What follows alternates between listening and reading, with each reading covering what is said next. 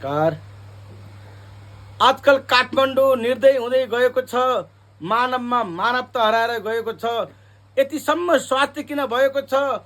आमासँग छुट्याएर बाछी रोडमा छोडेको छ। जुठो रवाफ देखाउन कुकुर रोडमा हिँडाएको छ। आफ्नै बाआमा पनि वृद्धाश्रममा बेचेको छ। आजकल काठमाडौँ निर्दय हुँदै गएको छ। मानवमा मानवता हराएर गएको छ। देशमा झुत्रा झाम्रा बुढा मात्र थुप्रिएको छ। कतै काठमाडौँ डम्पिङ साइट त होइन भन्नु परेको छ। चटपट बेच्ने पनि शास्ति खेप्नु परेको छ। फुटपाथ व्यापारीले पनि लुछाचुडीमा पर्नु परेको छ। तर केही मानव बेच्ने दलालहरूले ठुलै रुखको छारी पाएको छ। कालो बजारी दलालहरूले सरकारको साथ पाएको छ।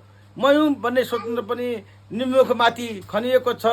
आजकल काठमाडौँ निर्दय हुँदै गएको छ। कतै काठमाडौँ डम्पिङ साइट त भएको छैन।